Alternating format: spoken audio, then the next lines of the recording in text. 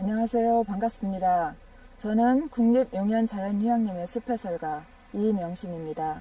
오늘 제가 숲지기가 되어서 용현숲을 구성하고 있는 나무와 풀들 그리고 동물에 관하여 소개하도록 하겠습니다. 우리 용현자연휴양림은 충남 서산에 자리 잡고 있는 휴양림으로 2005년에 개장을 하여서 16년의 나이를 먹었습니다. 용현자연휴양림은 보시는 바와 같이 수려한 계곡과 다양한 수종의 나무가 어우러진 숲으로 천연기념물인 황금박쥐라고 일컬어지는 붉은 박쥐가 살고 있고요. 그리고 상사화 종류 중에 하나인 북로랑 상사화가 군락을 이루고 자생하고 있는 아름다운 곳입니다. 용현자연휴양림은 유전자 보호림입니다. 조림된 숲이 아닌 스스로 씨앗이 떨어지고 싹이 나서 성장한 나무들이 숲을 이룬 자연림입니다. 이 나무들은 큰 나무는 큰 나무대로, 작은 나무는 작은 나무대로 저마다의 그 시간을 두고 나고 죽고를 반복하면서 이렇게 숲을 만들었습니다. 사람이 만들어낸 숲이 아닌 그들이 만들어낸 숲입니다. 자, 지금 제 앞에 보이는 이곳은 용현이 자랑하는 북로랑 상사화를 조성해 놓은 곳인데요. 이 북로랑 상사화는 상사화 종류 중에 하나로 용현 계곡에 얽힌 전설 속에 등장하는 100번째 암자인 백암사지 골짜기에 군락을 이루고 자생을 하고 있습니다. 이 아이들이 8월이 되면 꽃이 만개하여서 이색적인 풍광을 연출을 하는데요. 그 모습이 용현 계곡이 자랑하는 절경 중에 으뜸이라고 할 수가 있습니다. 지금 조성해 놓은 이 상사화 군락지는 그 북로랑 상사화를 가까이서 볼 수 있도록 이렇게 조성을 해 놓았는데요. 이렇듯 3월에 올라온 잎이 무성을 해져서 짙은 초록을 뽐내고 있습니다. 아직 나무들이 새순을 내놓기 전에 이곳에 땅 위에 먼저 초록숲을 만들고 우리의 마음을 싱그럽게 해줍니다. 이렇게 무성한 잎들이 6월이 되면 거짓말처럼 쓰러지고 이곳에 잠시 뜸을 들였다가 꽃대가 올라오고 그리고 8월에 꽃을 피웁니다. 잎과 꽃이 만날 수 없는 운명이라고 해서 상사화라 불리게 되었다고 하지요. 여러분들이 상사화가 피어날 때쯤 용현숲에 놀러 오셔서 상사화도 보시고 이렇게 숲이 주는 나무 그늘 아래서 시원한 물놀이도 즐기시는 것도 참으로 좋겠다는 생각을 해봅니다. 자, 이제 저와 같이 계곡을 따라서 깊이 뿌리를 내리고 자생하고 있는 나무들을 소개하도록 하겠습니다. 이 나무는 음지에서도 아주 잘 크는 다름나무라는 나무입니다. 콩꼬투리 같은 열매가 달리는 콩가식물인데요. 콩가식물의 특징이 뿌리에 질소를 고정하는 능력이 있어서 척박한 땅에서도 아주 잘 자라는 그런 특징이 있습니다.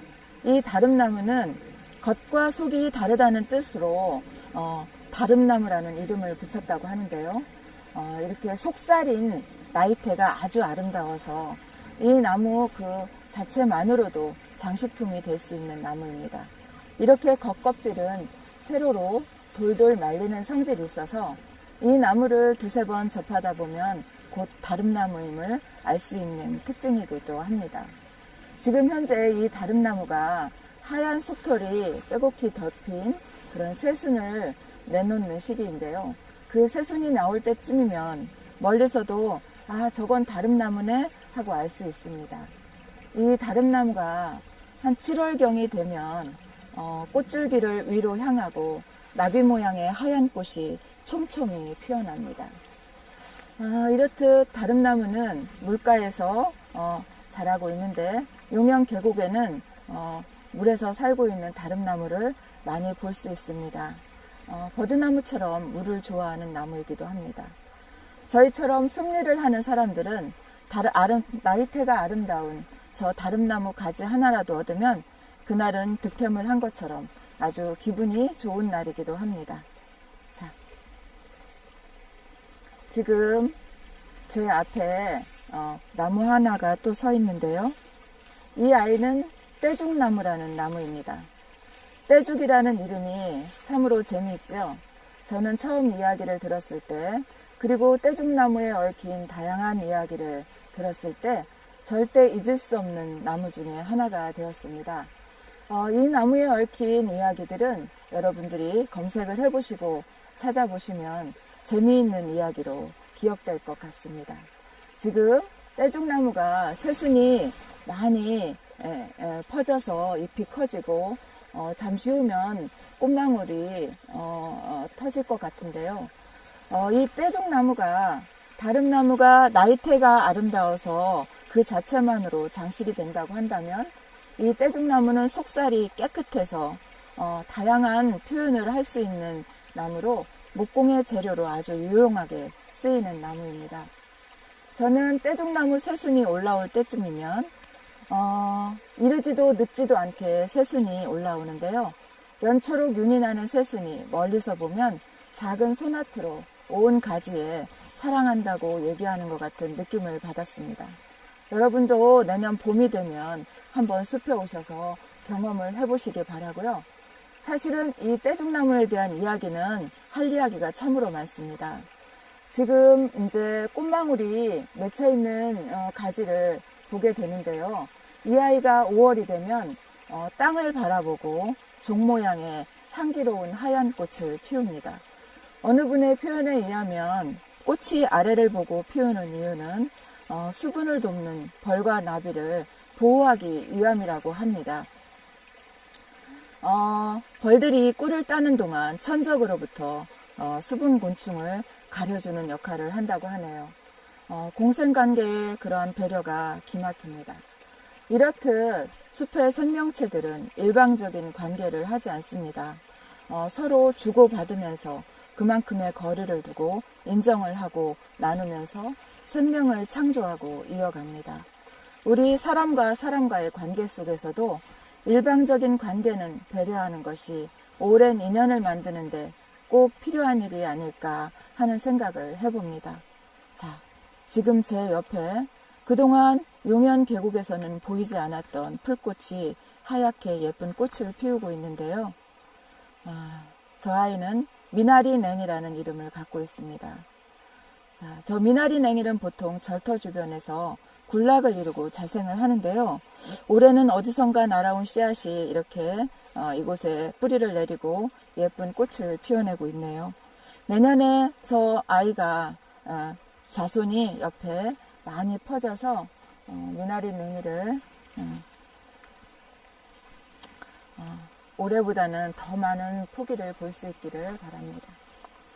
자, 계곡 물소리를 들으면서 이 숲에 이 용현 계곡의 경치를 한번 즐겨보시길 바랍니다.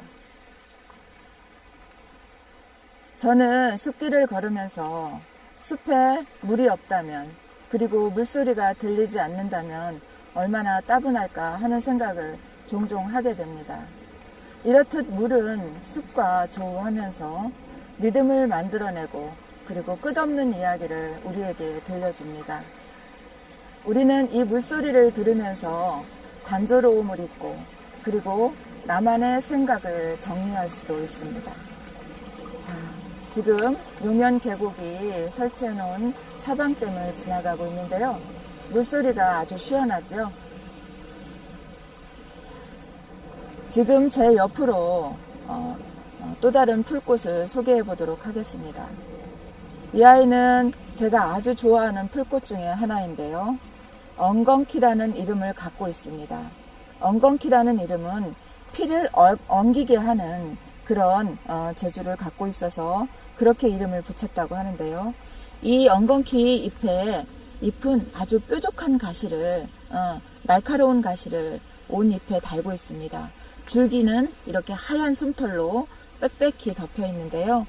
아마 5월이 되면 저기에 보라색 예쁜 꽃이 피어날 것 같습니다. 보통 가시를 달고 있는 식물들은 독이 없다고 합니다. 독이 없어서 많은 초식 동물들이나 곤충들의 먹이가 되는데요. 아마 저 엉겅키는 자신을 지키기 위해서 저렇게 온몸에 가시를 달고 있는 것 같습니다. 아주 많은 종류의 풀꽃들이 사계절 피고 지고를 반복합니다.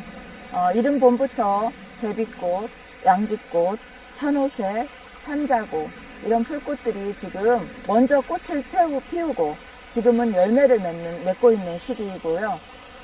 그리고 지금은 아주 몸을 낮추고 고개를 숙여서 아래를 보면 발견할 수 있는 가까이서 보면 보라색 별들이 땅 위에 피어난 것 같은 구슬붕이가 꽃을 피우고 있고 각시붓꽃도 올해는 아주 많이 보입니다.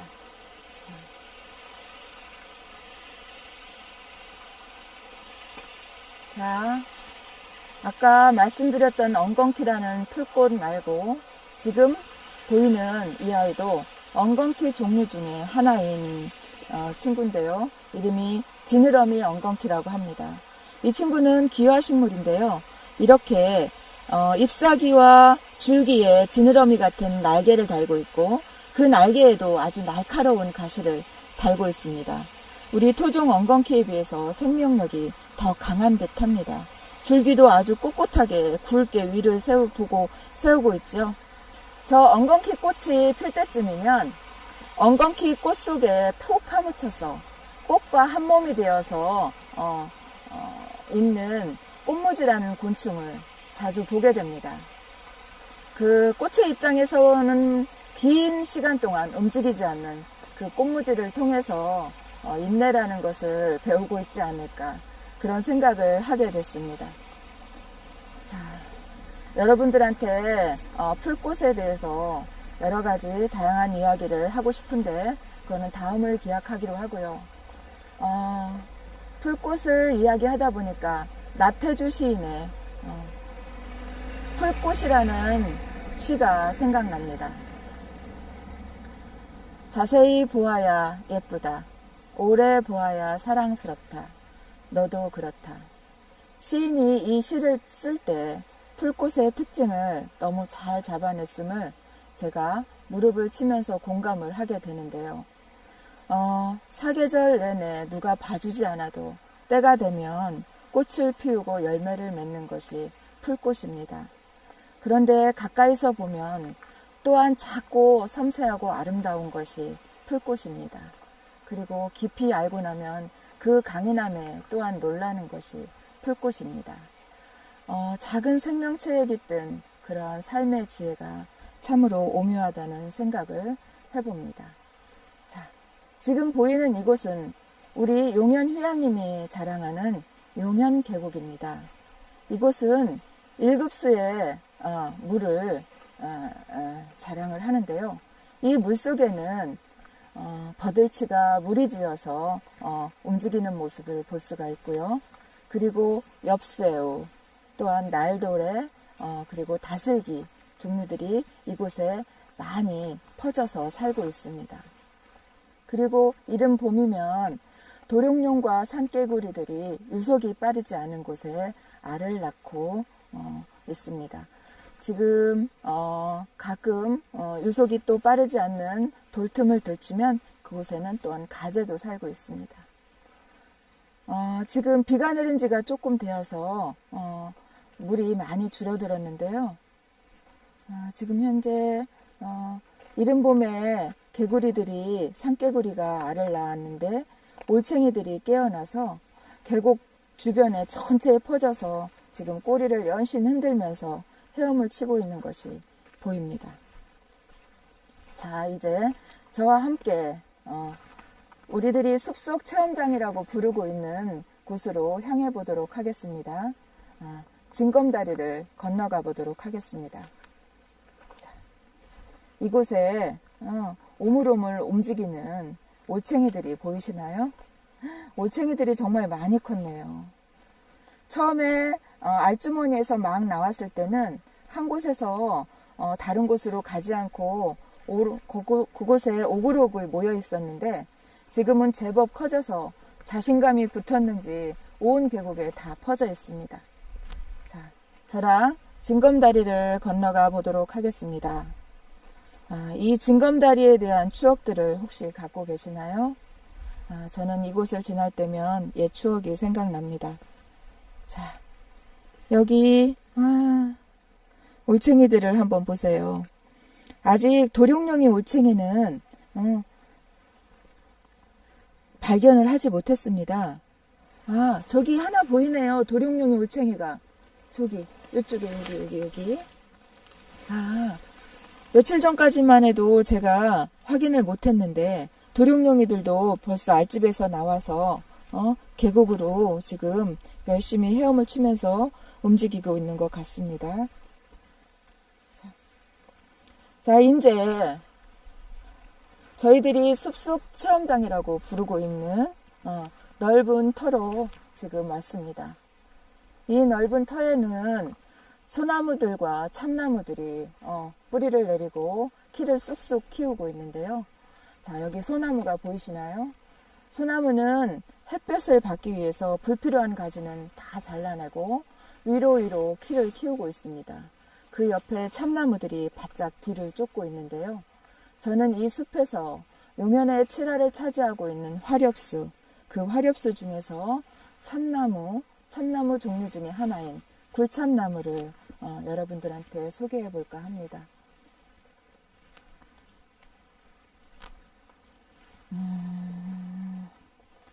이 굴참나무는 보이시나요? 아주 두텁고 포근한 껍질옷을 뒤집어 쓰고 있습니다.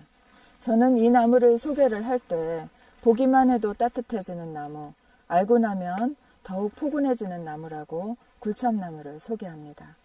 굴참나무는 참나무 육형제 중에 하나로요. 참나무 육형제는 떡갈나무, 신갈나무, 졸참나무, 갈참나무, 굴참나무, 그리고 마을 주변에 자생하고 있는 상수리나무가 있습니다. 이 굴참나무의 두꺼운 코르크질의 껍질옷은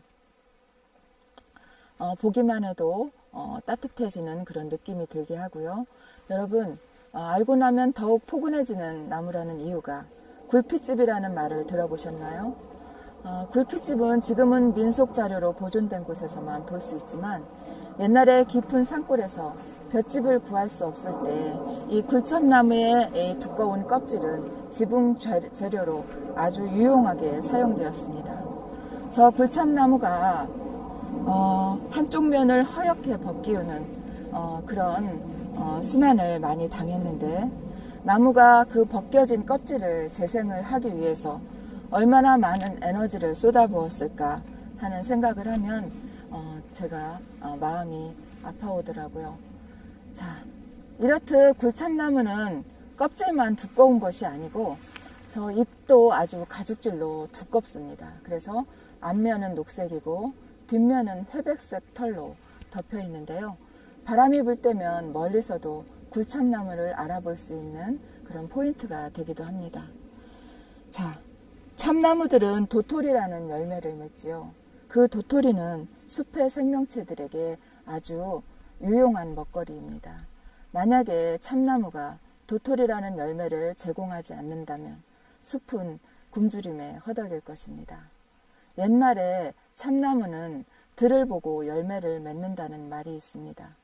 흉년이 들 때를 미리 알아서 그 해는 열매를 풍성히 매달아서 구황작물로 굶주림을 면하게 해주었다고 하지요. 참 지금 현재 도토리는 웰빙 음식으로 인기가 높은데요.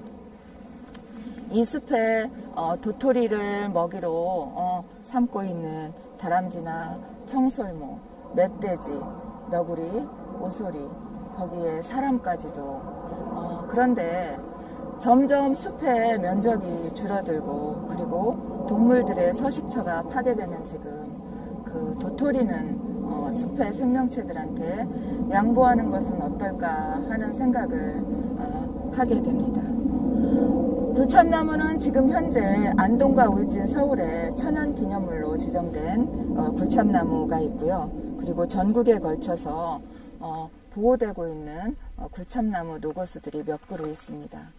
여러분들이 기회가 된다면 전국에 걸쳐져 있는 노거수들을 찾아보는 순례를 해보는 것도 어떨까 하는 생각을 해봅니다.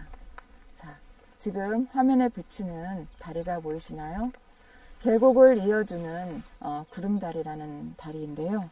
자, 이 구름다리에서 바라보는 계곡 물길을 보면은 그 풍경이 또한 아주 멋있습니다.